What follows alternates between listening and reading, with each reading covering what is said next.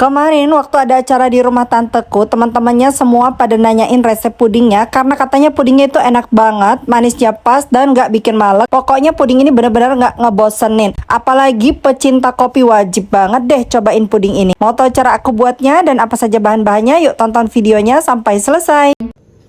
Siapkan panci, kemudian masukkan 1 saset Nutrijel coklat. Ini kemasan besar ya bun, beratnya 30 gram. 4 sendok makan gula pasir. Aduk hingga tercampur supaya tidak bergumpal pada saat diberi cairan.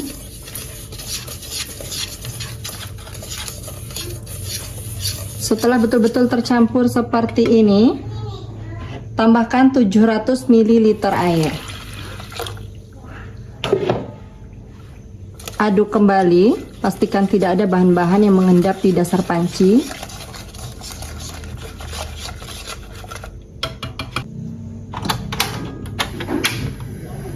Selanjutnya ini akan saya masak sambil terus diaduk seperti ini sampai betul-betul mendidih. Saat kita membuat puding seperti ini pastikan harus betul-betul sampai mendidih supaya nanti pudingnya tidak mudah berair dan juga tidak mudah basi. Dan harus terus diaduk seperti ini ya bun, supaya bagian bawahnya nggak gosong. Kalau sudah betul-betul mendidih seperti ini, matikan api. Aduk-aduk sebentar sampai uap panasnya berkurang. Lanjut tuang jeli ke dalam cetakan.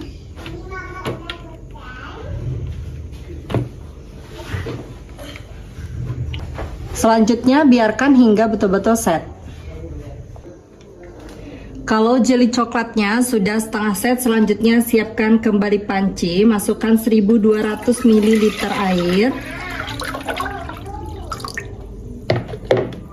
Kemudian ini dimasak sampai mendidih. Kalau sudah betul-betul mendidih seperti ini, selanjutnya kita akan tambahkan dulu kopinya. Aku pakai luwak white coffee. Ini aku pakai 3 saset ya Bu. Menurut aku paling cocok tuh memang bikin puding atau minuman yang rasa kopi pakai luwak white coffee. Ini apinya dikecilkan dulu ya. Terus langsung aja kita masukkan semua kopinya. Diaduk-aduk dulu.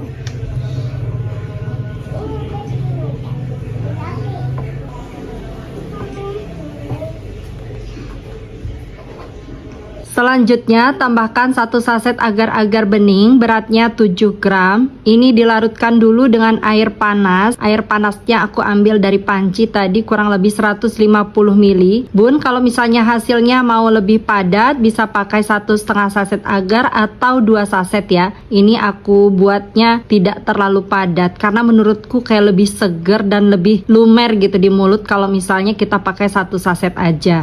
Nah, kenapa semua bahan-bahan ini aku masukkan di akhir? Supaya kita nggak terlalu lama ngaduk-ngaduk dari awal ya bun. Jadi airnya bisa kita biarkan sampai mendidih dahulu. Lanjut ini langsung aja dimasukkan semuanya sambil diaduk-aduk seperti ini. Dan terakhir tambahkan 370 gram kental manis atau 1 kaleng. Ini aku pindahkan di mangkok supaya lebih mudah nuangnya. Kalau misalnya dirasa kebanyakan boleh dikurangi ya bun. Atau kalau misalnya mau di mix antara kental manis dan gula juga boleh. Untuk manisnya disesuaikan selera masing-masing. Kemudian ini dimasak lagi pakai api kecil saja sampai semua bahan-bahan ini larut dan kembali mendidih. Tapi nggak perlu sampai bludak-bludak banget. Jadi kalau airnya dididihkan terlebih dahulu seperti ini lebih efektif ya bun, kita lebih bisa menghemat waktu. Apalagi kalau misalnya untuk bikin puding dalam jumlah besar. Dan untuk agarnya, kalau misalnya mau pakai lebih padat lagi bisa pakai 2 sachet ya bun. Kental manis ini tidak boleh dipanaskan terlalu lama.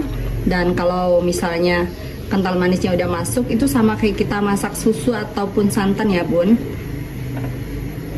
Apinya jangan terlalu besar supaya nggak pecah adonan pudingnya, karena kalau adonan pudingnya pecah itu akan berpengaruh sama rasa dan juga tekstur dari pudingnya.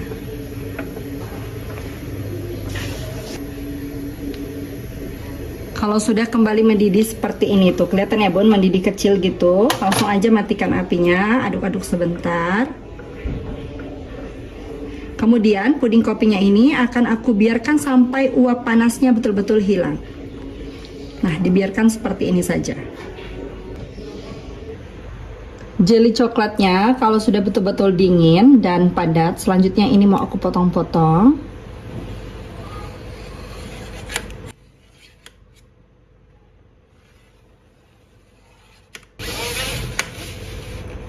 Dipotongnya kotak-kotak seperti ini ya bun. Untuk potongannya tidak terlalu besar tapi juga tidak terlalu kecil, jadi sedang-sedang aja. Dan hasilnya seperti ini. Selanjutnya ini disisihkan terlebih dahulu. Untuk puding kopinya, kalau uap panasnya sudah betul-betul hilang, di bagian permukaannya ada kulit kayak gini, ini diambil aja ya bun. Lalu aduk-aduk kembali. Uap panasnya sudah betul-betul tidak ada seperti ini, walaupun masih terasa hangat dan sedikit panas ya, tapi sudah tidak ada lagi uap panasnya. Nah, kalau sudah seperti ini, sudah aman untuk kita tuang ke dalam cup. Untuk mengemasnya, aku pakai cup dengan ukuran 65 ml seperti ini. Langsung aja kita tuangkan puding kopinya. Dituangnya di bawah garis seperti ini ya bun.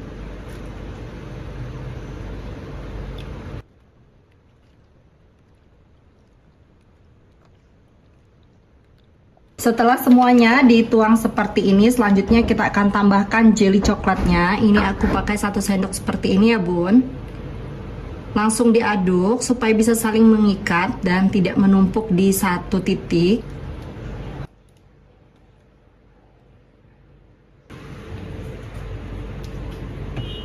Semuanya udah aku tuang ke dalam cup, selanjutnya biarkan hingga betul-betul padat. Sekarang kita akan buat flanya. Aku pakai fla instan. Ini aku pakai yang my fla ya bun. Kemudian tambahkan 250 ml air panas. Ini air panas mendidih ya. Aduk sampai flanya betul-betul larut dan mengental. Kalau sudah larut seperti ini, siap untuk digunakan. Selanjutnya, kalau puding kopinya udah betul-betul set seperti ini, langsung aja tuangkan fla di atasnya. Ini tuangkan secukupnya aja ya bun, kurang lebih 1 sendok makan untuk setiap cup. Bisa dirata-ratakan seperti ini ya.